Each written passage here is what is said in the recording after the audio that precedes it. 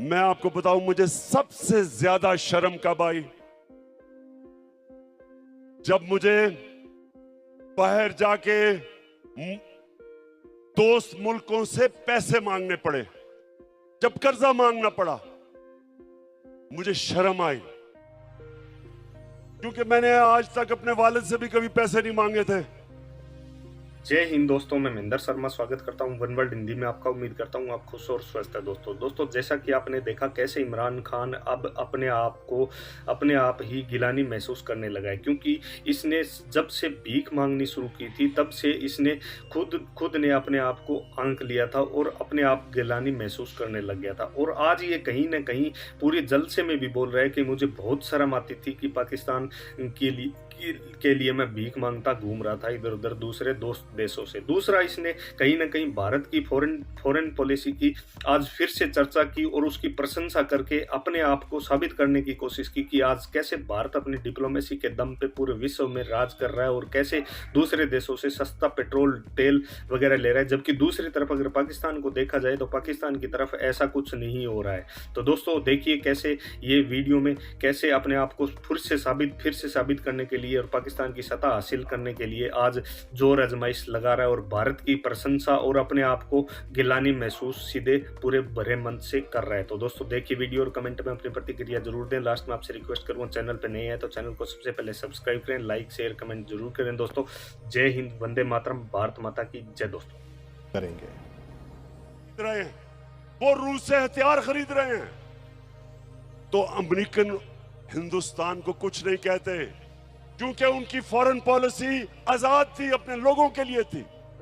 हमारा ये मसला है मेरे गैरतमंद पाकिस्तानियों, हमारा मसला ये रहा है कि हुक्मरान वो रहे जिन्होंने मुल्क से बाहर पैसा लेके गए, पैसे के गुलाम, कभी अपनी अवाम के लिए खड़े नहीं हुए। एक जुल्फिकार अली भुट्टो खड़ा हुआ था, उसके खिलाफ भी साजिश हुई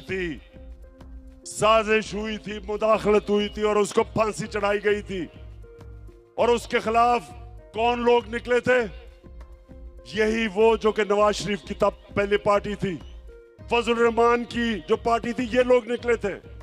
ये उस साजिश का हिस्सा थे जिसमें जुल्फिकार अली भुट्टो को गिराया गया और फांसी दी गई। और इंशाअल्लाह मेरे पाकिस्तानियों, एक नया मुल्क उठ रहा है, हमारा एक खुददार कौम खड़ी हो रही है। मैं ये अपनी ख्वातीन को देख रहा हूं, बच्चों को देख रहा हूं, सब निकल रहे हैं एक नए पाकिस्तान के लिए। मैं जो 20 तारीख के बाद जब मैं आपको दावत दूंगा, मैं चाहता हूं इसमें शिरकत करें हमारे बड़े बुजुर्ग, हमारे खास तौर पे दिलेर नौजवान और हमारी ख्वातीन।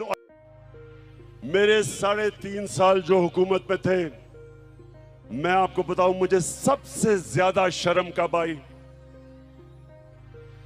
जब मुझे बाहर जाके दोस्त मुल्कों से पैसे मांगने पड़े, जब कर्जा मांगना पड़ा, मुझे शर्म आई। क्योंकि मैंने आज तक अपने वालिद से भी कभी पैसे नहीं मांगे थे। मैंने जब पैसे मांगे थे शौकत खानम के लिए अपने पाकिस्तानियों से, कभी मैंने गैरों से पैसे नहीं मांगे।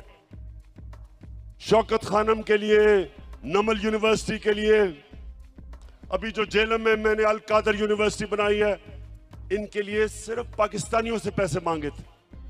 लेकिन जब, क्योंकि इन्होंने दिवालिया निकाला हुआ था मुल्क का, सबसे बड़ा हमारा बैरूनी खसारा था, मुझे बाहर जाके पैसे मांगने पड़े, क्योंकि हमारे पास पैसा ही नहीं था अपने कर्जों की किस्तें अदा करने पे।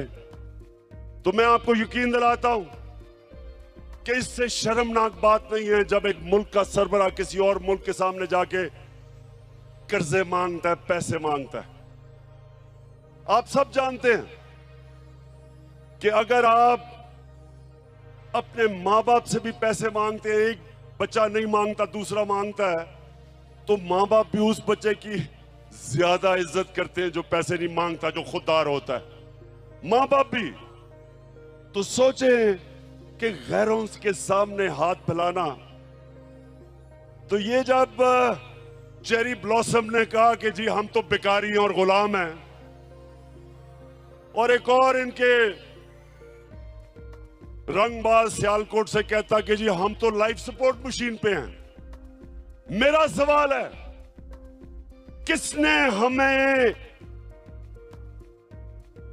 हमें मकरूज किया? 30 साल से ये दो खानदान इस मुल्क पर हुकूमत कर रहे हैं। 30 साल से, 30 साल में ये अरबोपति बन गए। इनके बार प्रॉपर्टीज, फ्लैट्स, जायदादें, ऑफशोर अकाउंट्स, और मुल्क को मकरूज कर दिया। मैं तो सिर्फ 3.5 साल हुकूमत की है।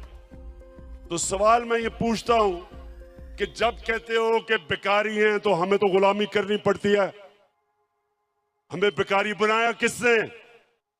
किसने इस मुल्क से पैसा चोरी करके बाहर लेके गए? वो लोग जो हमारे मेहनतकश पाकिस्तानी 14-14, 18-18 घंटे काम करके इस मुल्क में पैसा भेजते हैं, रेमिटेंसेस भेजते हैं, वो मेहनतकश के खून पसीने पे आज हमारा मुल्क चल रहा है। और ये डाकू यहां से मनी लॉन्ड्रिंग, पैसा चोरी करके मुल्क पैसा बाहर भेजते हैं। तो भिखारी बनाया किसने? आपने। और कौन इससे मुल्क को निकालेगा? मैं आपको आज ये कह रहा हूं कि जिस तरह हम एक कौम बनते जा रहे हैं, एक कौम के लिए कोई चीज नामुमकिन नहीं होती। जब कौम इकट्ठी हो जाती है वो सब कुछ कर सकती है।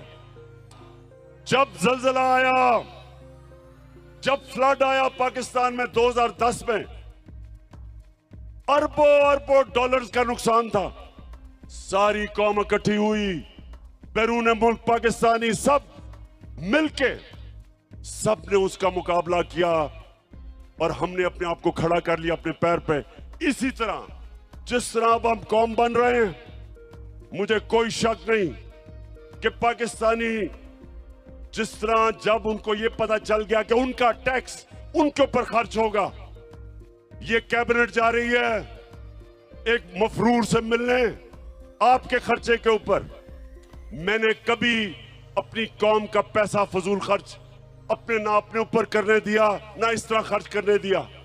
और जब कौम को यकीन हो जाएगा हम कौम बन जाएंगे, हम टैक्स भी इकट्ठे करेंगे, हम अपने कर्जे भी दे देंगे, हमारे पास इतना पैसा होगा कि हम अपने बच्चों की तालीम, स्कूलों पे, यूनिवर्सिटीज पे हम इस मुल्क को खड़ा करेंगे। और वो तब होगा जिस तरह अब हम कौम बन रहे हैं। और मैं इसलिए आज जेलम आया था, अल्लाह का शुक्र अदा करना कि मेरे अल्लाह आपने मेरी कौम को जगा दिया, बेदार कर दिया, शऊर पैदा कर दिया, खुददार बना दिया, कौम की गैरत को जगा दिया। और इंशाअल्लाह 20 के बाद जब मैं आपको कॉल दूंगा, एक हमारी डिमांड होगी, इलेक्शंस करवाओ और इंपोर्टेड हुकूमत